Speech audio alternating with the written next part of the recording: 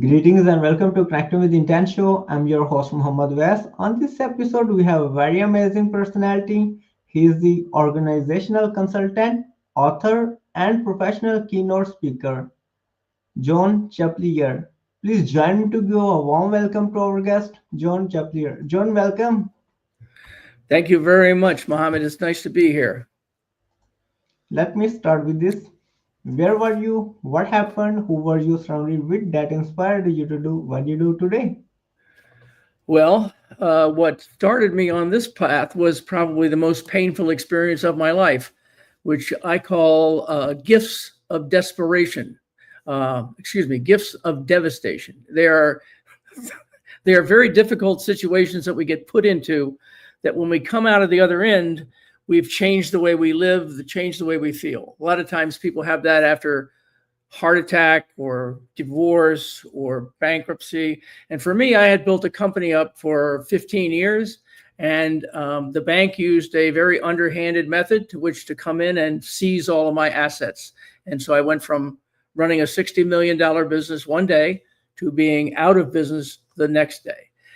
And the people that were around me at that time and really saved my life were my family and my 3-year-old son. I have a much longer story I'd be happy to tell you, but coming home the same day that the bank came in and closed the company down, my son's happiness and joyfulness, not understanding how his father was feeling, changed the way I felt. I thought within 10 or 15 minutes, I was happy and laughing, and I thought to myself, if I can feel like this is intention, just like you were talking about with your program, I felt like if I could feel like this anytime I wanted to, especially after such a difficult day I had just had, I could choose to do that anytime I wanted to. So I could move from confusion to happiness, or confusion to focus, or unhappiness to safety and peace anytime I wanted to if I used the right intentions. And so my little 3-year-old guided me towards good intentions. And at that point, I started another business, which ran for about 10 years. But all along the way, while I was running that company, I was beginning to formulate the concepts in my book, The Daily Six.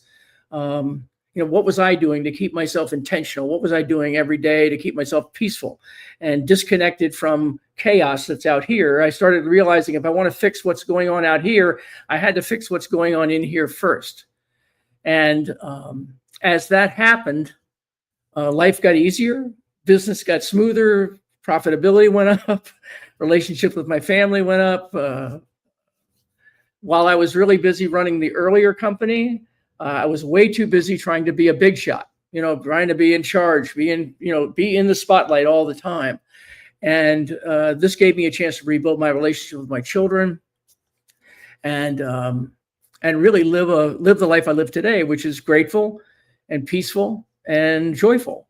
And regardless of what's going on out here, I can still find those feelings inside here and bring them to the surface anytime I want to, which is a lovely way to feel. I mean, my wife is going through a very stressful period right now, and I understand it. I mean, it's a stressful situation. So, but just like any husband and wife, she would rather not have advice from me. But she's, I can watch it when she takes the time to meditate or she takes the time to decompress. It changes her experiences dramatically. So I know that the situations work. I've worked with thousands of CEOs all over the world and hundreds of companies and still do a lot of individual coaching, and it's astounding. I mean, you would think by the time you get to be a leader of an organization, you would have the skill sets that it takes to understand how to engage on an emotional basis. But we're taught in business school, at least I was, that emotion has nothing to do with business. You need to leave your emotions at the door and come in with a focus on bottom line, get results. That's where you need to be. And I was doing a talk last week with a young man from Germany about project management and AI and how project management was going to be affected by AI. And he kept bringing up project management questions and AI questions. And my answers always came back to, yes, but are the people trained effectively to deal with these changes? Because if they're not effectively dealing with these changes, they're going to be afraid. And if they're afraid, their productivity is going to go down. So it's not really AI and it's not really project management. It's really focus on the people. And once they're comfortable and calm and positive, they will take care of the issues you have. But if they're not, it doesn't matter if you put in project manager or AI or all sorts of experts. If you don't have the people that are willing and interested in taking a risk, nothing will happen. So I was surrounded by my family, and the changes in that life brought me to creating the concepts that are in the Daly 6 about how to change that focus on a daily basis to keep you, on a peaceful and joyful path, sort of led by the concepts of love and forgiveness and gratitude. There you go. Thank you for sharing your story, John. No? What is your higher purpose in life? My higher purpose today is opposite of what it was before. I mean, before it was to get rich, to be a very important person in the community, and to make sure I was always in the spotlight. And those are absolutely not what I'm interested in doing anymore. I'm interested in holding the spotlight on others now, making sure that they feel successful and they feel fulfilled. So I think my higher purpose in life is to find a way to get the material that's in the book. I would really love to have it be much more diffused throughout the country or the world, to lean on things like forgiveness and love and gratitude, instead of carrying resentments around on a daily basis, letting go of the past, because the past is the past, and finding ways to practice either prayer or meditation or whatever is good for you in your way. Not that your way is better than mine or mine is better than yours, but do what makes you feel peaceful. And however you do that, I worked in Saudi Arabia for probably 10 years. And this was one of those situations where they were breaking for prayer in the middle of my workshops. And it was an interesting thing. And so we talked about what you do. And when they were going to prayer, it was a prayer that they knew, this is the prayer for this time of day, and this is the prayer for this time of day. I said, I tell you what, when you finish the prayer, before you get up, just ask for direction until the next prayer. And can you be peaceful? Can you be well? And may you feel safe between now and the next prayer. And when they came back, it was a whole different group of people, because they had taken care of their obligations to pray, which is wonderful, but they also took care of themselves and saying, let me find a positive experience between now and the next prayer. And it changed the entire dynamic of the way the workshop was going, because they came back excited to figure out what that excitement and what that positive change would be. So my higher purpose in life is to help people find ways to utilize the Daly 6 to help keep themselves or their organizations or their country. I'd love to see countries practicing a little more love and forgiveness and gratitude too. So that's my higher purpose in life, is to try and find a way to spread this so that people can feel more peaceful and joyful in the moment, not in the future, but in the moment. That's a powerful purpose. No? Thank you. What have been top 3 greatest challenges that you have had to overcome?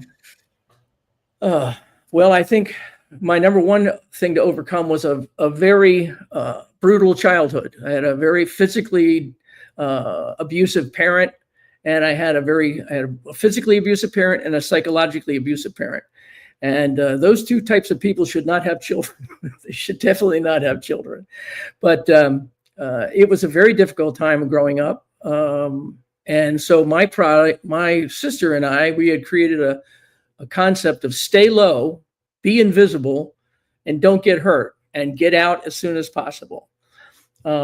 And if you're trying to be invisible, trying to be a leader in an organization is really not what you're trying to learn. So I had to unlearn all that behavior from childhood as I went through college and graduate school. And then as I started building companies, the thing that was interesting is that greatest challenge I had as a kid, all I had to do as an adult was think about the ways my family would have handled it, and then do it the opposite. Should I ask them for help? Yes. Should I provide the help? Yes. Should I be negative about helping? No. Kind of thing. So it was a lot of bad lessons learned that turned into positive lessons when they were looked at in a different way. So challenge number one. Challenge number two was, for me, was a lot of problems with alcohol and drug addiction as a young man, because coming out of that family, I used a lot of that just for numbing my behavior.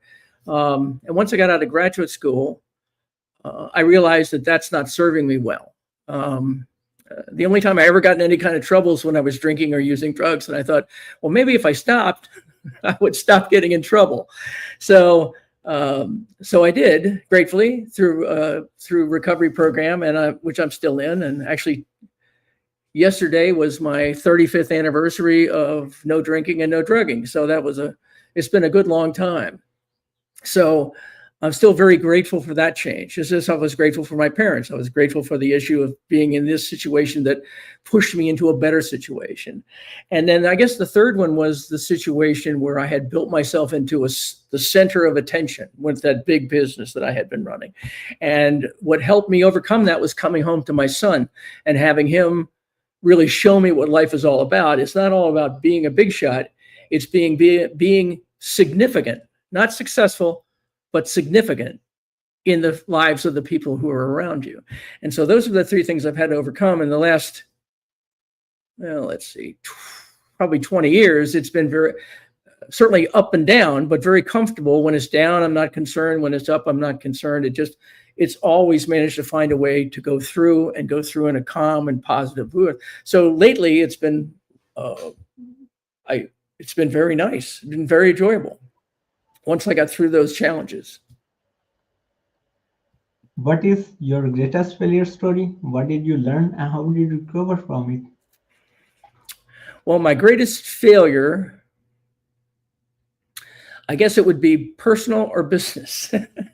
My greatest failure from a personal standpoint would be my first marriage and the two girls that I had in that first marriage. That was probably either the greatest failure or close to being the greatest failure. And that was when I was working on me.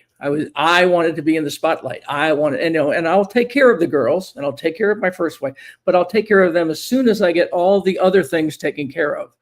And then I'll come back and work with my children. Then I'll come back and work with my wife. Unfortunately, people don't like to be ignored for 10 years.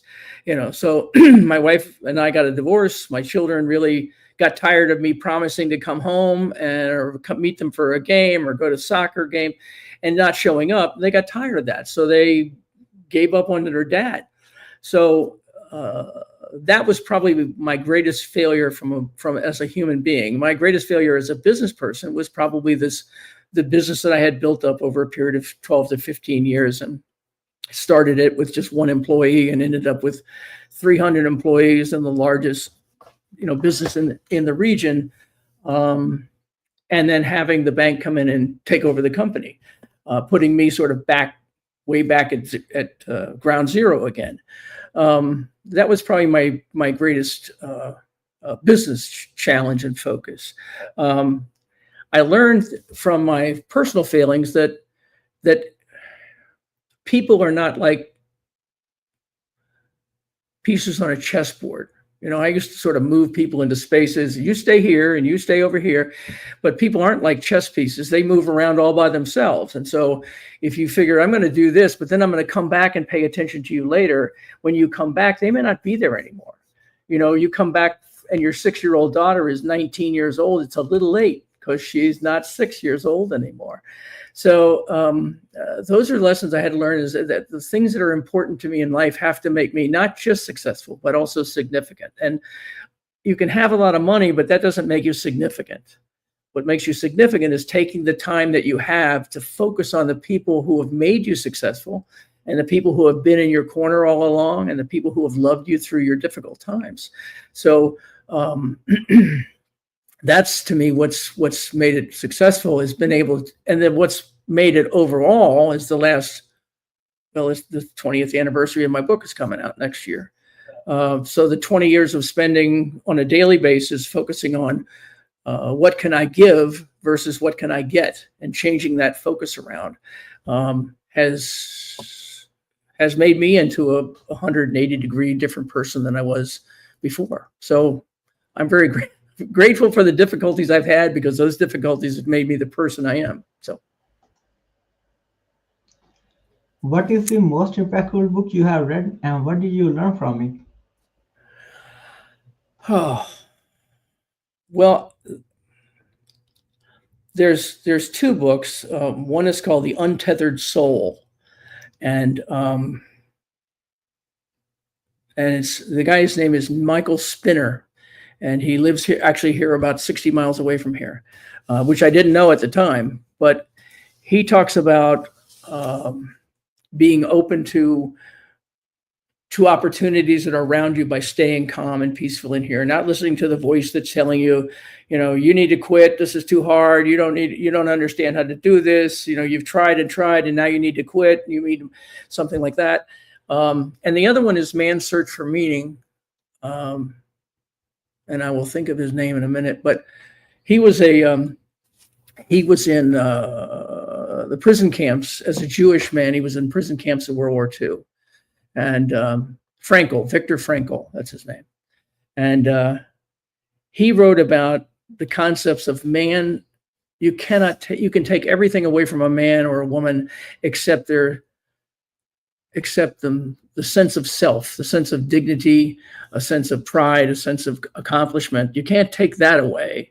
And so those are the things that you need to strengthen, not out here, but in here. And so as you can see from the things I've said along the way, that was a very impactful book for me to stop worrying about this stuff. And so between Michael Singer's stuff about not letting your brain sort of tell you that you can't do things, and realizing if your brain is telling you can't do things, where is that voice coming from? Because you think you can do it, and your brain is saying you can't do it. So where is that voice coming from? And the process is learning to ignore that and just keep focused. And Frankl's thing of overcoming such horrific an experience and coming out the other side and creating an entirely new channel of psychology. It's just an astounding study of perseverance and overcoming difficult times. So those are the two books, I would say.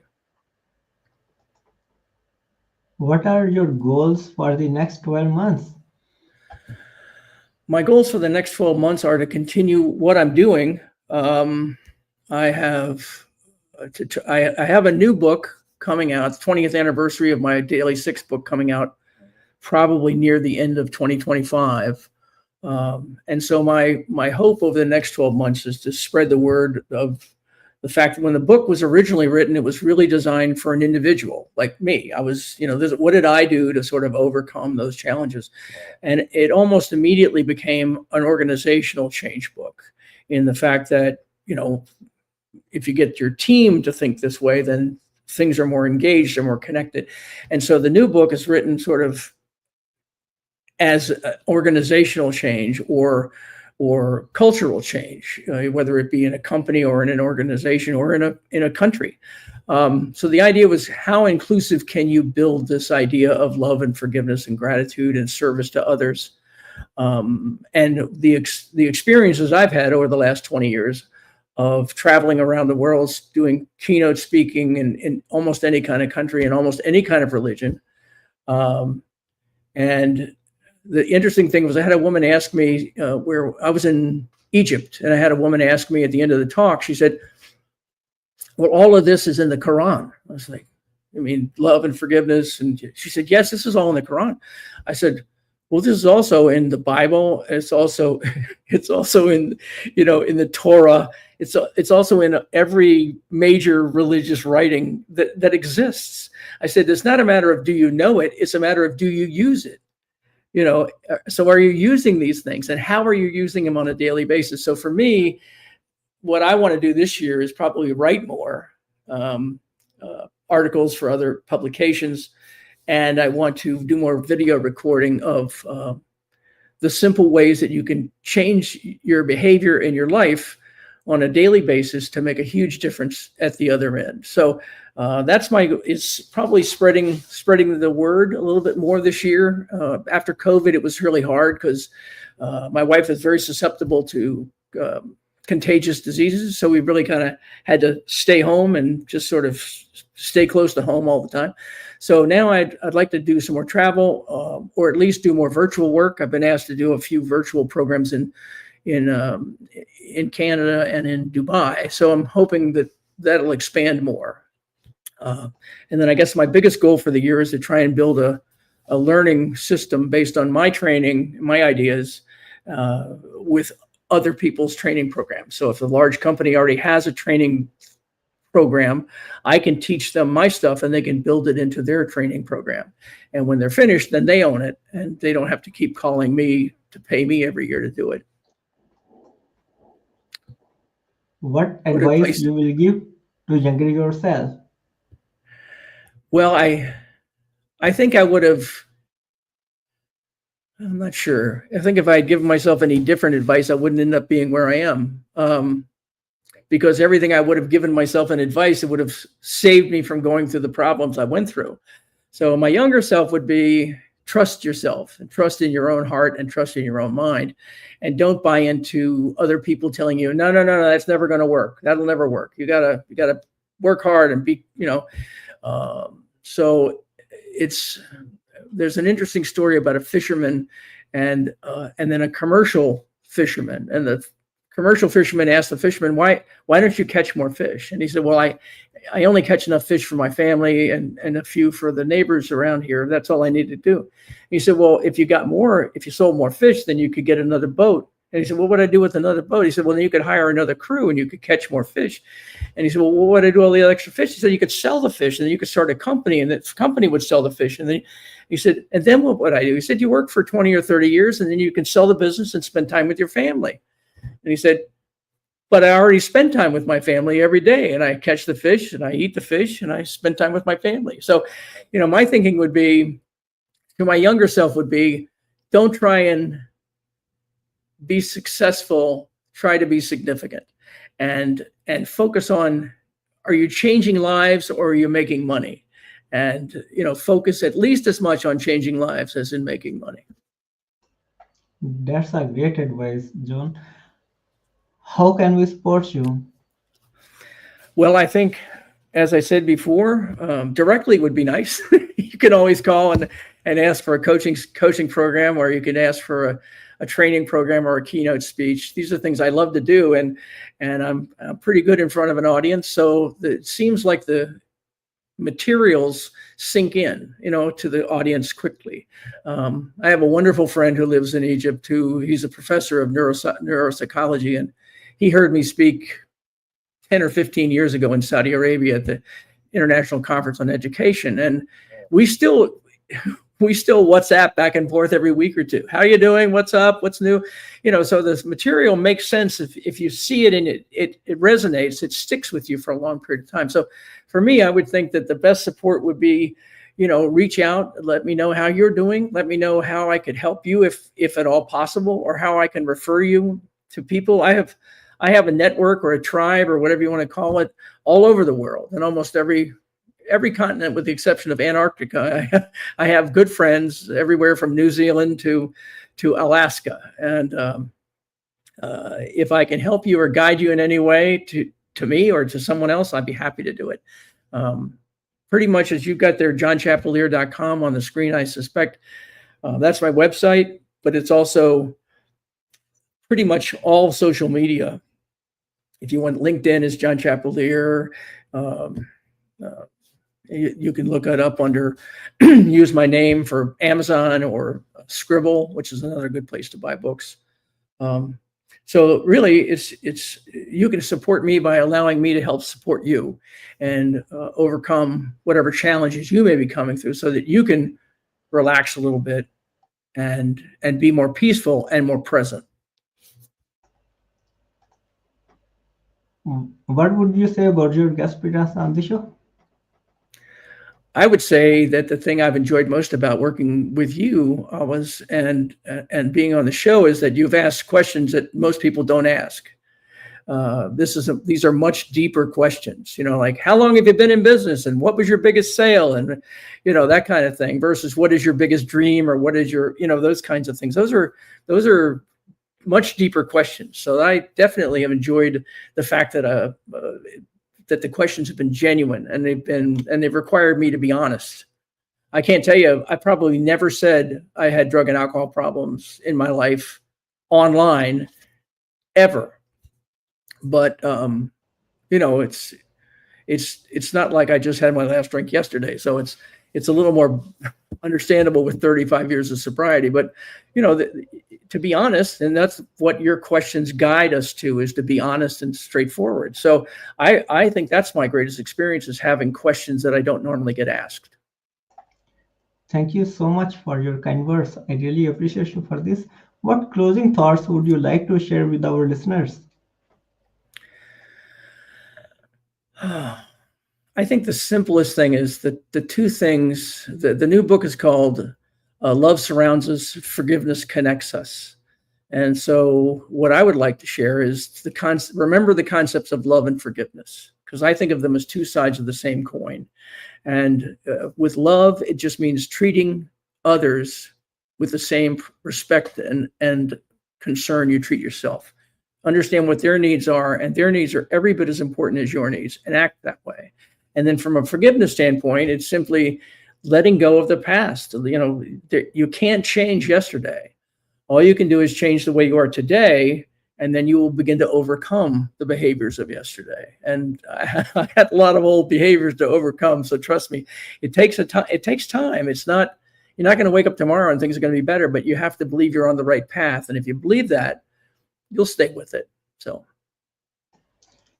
thank you so much, John, for sharing your wisdom with us today. On the behalf of Connecting with the Intent community and our retired team, we really appreciate you. This is Muhammad West. Until the next episode, all good wishes.